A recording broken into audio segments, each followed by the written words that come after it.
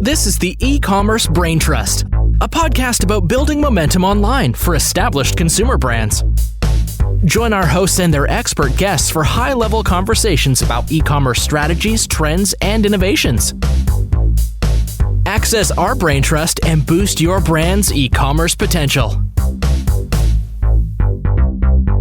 Welcome to the Ecommerce Braintrust podcast. I'm Julie Spear, Head of Retail Marketplace Services at Acadia, alongside my co-host Jordan Ripley, Director of Retail Operations. Today, we're very lucky to revisit the topic of catalog organization with a true veteran, Operations Manager Zlatana Pejovoc. We released an episode related to this topic a couple years ago, specific to managing large apparel catalogs. That is well worth a listen. You can go back in the archives and check it out, and we'll actually link that episode in the show notes here.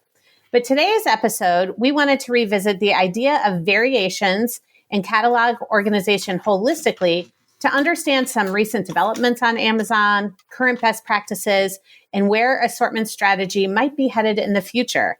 So with all of that said, welcome to the podcast, Z. It's great to have you back. Thank you so much, Julie, and thank you for this warm welcome. And thank you for having me here. Absolutely. We're excited to dig into kind of a tricky topic for a lot of brands. Could be a trippy topic as well, but mostly I think tricky is the right word. So exactly. You've been managing catalogs on Amazon for quite some time now, and a lot of things have changed dramatically in that period. And in many ways, variations look more or less the same from like a customer perspective. But for someone who's behind the scenes like you, dealing with catalog organization every day, does it feel different in terms of how you approach it, as well as how Amazon has changed the game? Oh, it has changed a lot. So when I first started dealing with the variations issue, which was more than 5 years ago, it was a lot more different in terms of we had much more freedom, let's say, when it comes to manipulating variations, both on vendor and seller side. There was more of a playground there and was not as strict as it has become in time. When it comes to the vendor central, for example, what has changed, I believe it was around 3 years ago. So Vendor Central introduced AVS, which actually works as putting variation standards and arranging variations based on some similar attributes within the listings, and then automatically places the variations under certain parent groups.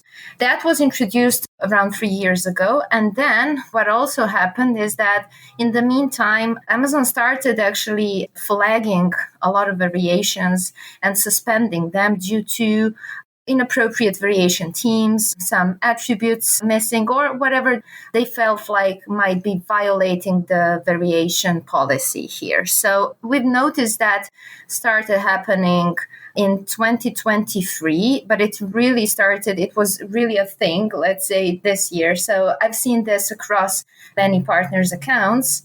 That is something that has drastically changed the playground for the variations. And then finally, the latest change that Amazon introduced in terms of variations made on Vendor Central side is kind of a self-serve variating. In this case, and what they've been trying to do is, instead of this automatical, let's say, approach of creating variations within the catalog based on the attributes, based on the product type, Vendor Central actually created this new strategy that is a lot closer to Seller Central, which means that vendors can download the flat file, the inventory file, and then work out the variations themselves. So it gives a lot more freedom and makes it a lot closer to what we're doing on Seller Central side in terms of variations. Yeah, that's interesting. So it sounds like over 5+ years now of you working with this, a couple things have happened. Like one, the process has become more self-serve versus something that Amazon vendor controls on their side, which is a general trend we see with vendor, right? They're allowing brands more and more to access data or access parts of the platform that traditionally you'd have to go to a vendor manager for. But then the other thing they do is like sort of lock down the standards. So you're in a little bit more of like rigid boxes here. So I'm just curious, like a follow-up question to those trends you've identified. Like, would you say over those 5 years, variating has become better or worse for brands and also for the customer? Is it a better process for them to create variations? And then is it easier for the customer to find variations based on these trends? I would say it actually improved a lot from the customer side, for sure. And if you're asking me, it's always better to be given this sort of a freedom to choose and to variate the listings the way you want it as a seller. There are pros and cons to this process and to these changes that I've seen over the years now. What is definitely working better is that the flat files, the inventory files, so-called, those have been populated with a lot more attributes that can help vary similar products. It has become a lot more, let's say, complex, but that also helps variating the listings in a more appropriate manner. That's one thing that I've seen as working better, more than leaving this to Amazon to variate those automatically. So definitely a plus. Yeah. Okay, that's helpful. So positive over the long arc of history, but still perhaps fraught, as we'll get into for some of these. I'm curious about the actual variation process in which you organize a given catalog. Like, is this universal where Amazon is going to allow certain things in a category that have to be mandated by Amazon? Or are there exceptions or edge cases that you find with particular brands where it's like, I think I know how variations work, but then I encounter this category or I encounter this brand and it's completely different? Like, I'm just curious how universal these standards are. Oh, that's always the case with Amazon. So it's always changing, never-ending process when it comes to Amazon. But some things are pretty straightforward and universal. So the process itself is universal. So you simply the idea is to place the same product type products into the same group. So that goes without saying. Variating in different variation themes like color, size, style, packaging. So those are the most common ones. What is different amongst categories is the variation theme. Not all themes will be allowed for all categories. And this is also something that has changed over time. For example, a style might not be allowed for variations in baby products. And I'm naming this one as this is the most recent one that I've been facing. This is coming from the direct experience. The variation themes, we used to have, let's say, more freedom when it comes to choosing the variation theme. Now, for certain categories, you simply cannot use certain variation themes that were unlocked for us previously. This basically will depend on the product type. So Amazon is getting more strict and they filter a lot more than they used to. Inventory feeds or inventory files or flat files, the ones that we used for parent-child grouping, so grouping per different product types and attributes, that process itself, it works the same for all categories, but will differ in required attributes and within the allowed range of variation themes. Yeah, I think when you're talking variation themes and all of that, there's the age-old question of like, should we be variating this? Is that the best way to go? How do you navigate that? What are some of the things that you take into consideration when you have those conversations with brands that you partner with? Yeah, that's a great question. First of all, I would always encourage any seller, any brand on Amazon to consider placing similar products on the same product page. When I first started working with the variation questions, so I started from the customer's point of view. What I need to see as a customer, I need to have this user-friendly shopping experience so I can find alternatives of a specific product a lot easier. So I need to place them closer, let's say, as much as possible. I want to see them on one product page. I don't want to scroll down and investigate this. Many things fall through the crack. And I would like to see them right there on the same product page. There are many obvious pros of variating listings this way, but I will just name a few of those. What case studies brought so far is that we can expect up to 30% more revenue and at the same time delivering better consumer experience and eliminating wasted spend. So that's one of the things that definitely explains the benefits of having variations placed in the same product group, in the same parent group. Then providing a visibility boost for the new items by combining an old item that is a bestseller, so the current item, with the new one. So it provides more visibility for the new items, and improving conversion rates as well by keeping potential buyers on one page. So that all adds more to the benefits of variating products. And here I just have to maybe outline one specific benefit that really tells a lot around the need to work out the variation strategy, which is combining reviews. The reviews can be spread across different products of the same type. And then when placing under the same parent, you will actually combine them. And instead of having 100 reviews per 3 different ASINs, you can have 300 reviews for 3 products placed under the same product parent umbrella. With that in mind, many categories will allow this review combining. For many categories, this is allowed. The ones that are not allowed are books, movies, but for most part of the products sold on Amazon, this is actually a plus, and this is actually allowed. That underscores the benefit that this offers your media investment. You're improving your organic when you have the increase in reviews. And then to your point of a strong variation strategy on a PDP makes your dollar go further when driving traffic to a PDP.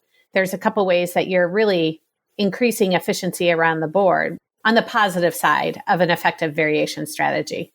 I feel like I encountered this so I was like Prime Day shopping yesterday, admittedly, and was shopping for apparel. The conventional wisdom around, you group products together so that you can get a higher review count, like that seems obvious to all of us. The thing as like a shopper, rather than looking at this through the lens of an agency, that I feel like I undervalued before is like, a lot of times it's hard in apparel, particularly, to tell, like, is this a unique product versus this other unique product when they're not explicitly variated, right? And at the risk of TMI, I was like just shopping for straight up boxers at the Gap, like underwear.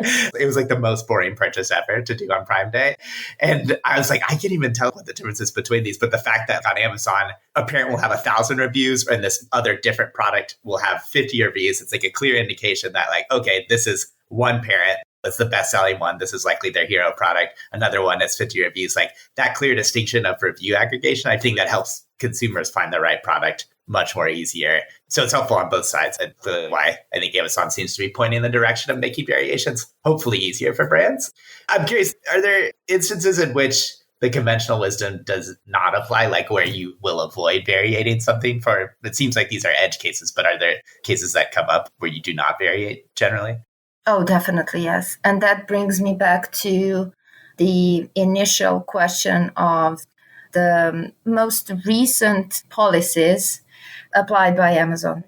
Recently, when I say recently, I mean in the past, let's say a couple of years, Amazon started placing some restrictions and flagging some incorrectly or inappropriately created parent groups. What I mean by that is that, for example, they might feel that a certain variation theme does not apply to a certain product group.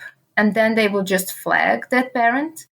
They will not explain, when I say they, Amazon, within their performance notifications, they will not explain what actually happened there and why the variation was flagged. It's just that this is against the policy. This is something that I would outline when it comes to any attempt by a brand to variate different product types or the main product with their accessorize or products that are basically not that similar in type. I'm not talking about differences in colors or size, which is, again, the most common thing, but differences in product type. This is something that definitely should not be variated and should be left as a standalone. Otherwise, a brand can risk listing being suspended and product not being available for sale for quite some time. So you definitely want to avoid this. Definite cautionary tale. I mean, there's other cautionary tales related to catalog organization. And anytime you have a massive catalog, the challenge is that much greater. And you've dealt with a lot of very extensive catalog reorg projects over the years. And even the larger, more established brands, you can get into the account and see that the catalog is a bit of a mess, which really I think just goes to underscore how hard it is to have strong catalog organization on Amazon. Since you've been doing this for some time and really getting into the weeds on these accounts, I'm sure you have a playbook for how you approach this and some tips and tricks that you lean on when you first dig into one of those messy, large catalogs. What are some of the tips and tricks that you use most when you're first working to bring order to chaos, for lack of a better word? Chaos is the right word here. When you mention large catalogs, so the first thing that comes to my mind is apparel category. So there are many both restrictions and obstacles and many pain points there. First of all, I remember an issue that we faced with quite a large catalog. We were dealing with men's underwear, and they had like thousands of different listings, different products that have been listed over years.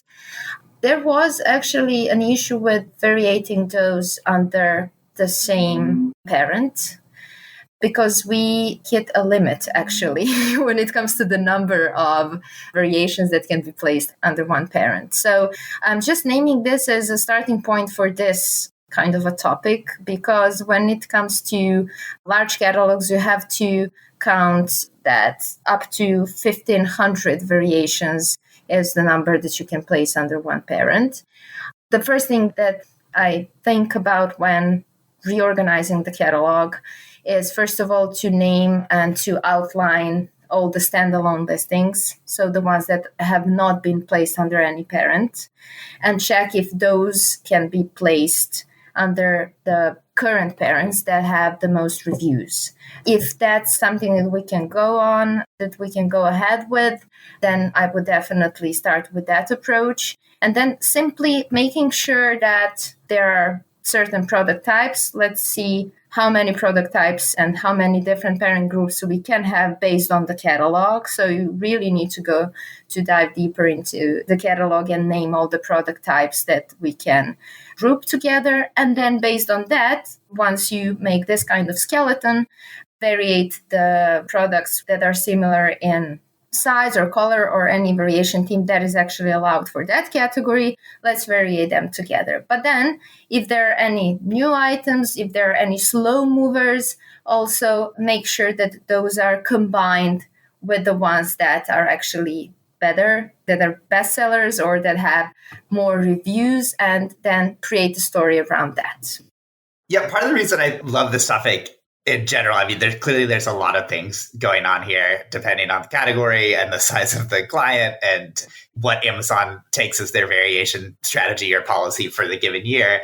One reason we keep revisiting, I think, is that a value proposition of Amazon is the endless assortment, right? I can find almost anything that I want on Amazon, and it's far exceeded what a shopper would expect from a brick and mortar retail background. But something that you keep touching on, Z, is like, there's a real meaningful cost on the brand side to do this at scale. Like the endless assortment, there's still marginal cost to adding products, varying them correctly, monitoring and maintaining the correct variation strategy.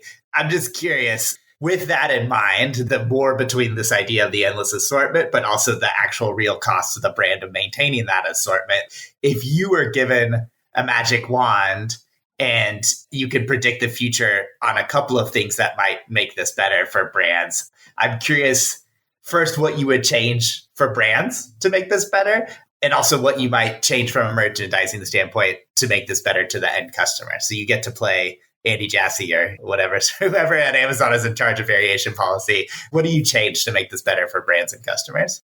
This is another great question, and I've been thinking about this a lot in the past years, especially when it comes to variations breaking due to many sellers' contribution. Then you need to get back to the Amazon support and flag those issues and depend on their catalog and their tools, basically, so they can help you on their end. So what I see coming is, and what I hope will be done in the near future, is the files that we're using for creation of the parent-child groups, the files to be more user-friendly, I would say, and the whole process to be a lot more user-friendly. In many cases, the process it's pretty straightforward and it goes without errors. But then in certain cases, it almost feels as if it's impossible to create certain parent group because there are some errors that are not explained to you as a brand. So there's just an error and you cannot go any further than that. So what I really hope to see in the future is those files to be more user-friendly, to be more, let's say, helpful when it comes to brands, especially new brands in the market, to actually know how to deal with those. And then support to be able to help with catalog glitches and all those errors that I've been talking about that are pretty much quizzical and oftentimes not communicated clearly with the brands within the processing report that you get after placing the variations onto the catalog. So the other thing that I'm seeing that is a definite yes, not just on Amazon, but worldwide in the modern times, is using AI on suggesting the potential variations to the sellers rather than leaving brands work it out themselves. This is something that I see as not just see this happening, but also hope this would be happening so that it makes both the brands and customers' life a lot easier on Amazon. Yeah, almost a world where like you go into the portal and it says, these are the variations we think, and you approve or reallocate something like that. And there's not even a flat file involved or something. Is that the magical dream? A world without flat files. Yeah. A world without eye twitches on our team. We can all dream. That's great. Well, thank you, Z. This was fun. I feel like I learned a lot today. Yeah, this was great. And obviously, we now have a series on catalog management. Granted, there's a little bit of space in between the first episode and the second episode here, but clearly we're going to need to have you back again in the future for a trilogy to talk about any updates that we're seeing to see if we've realized the beautiful world without flat files. So thank you for joining us today. It was great talking with you. Thank you so much. Again, it was a pleasure.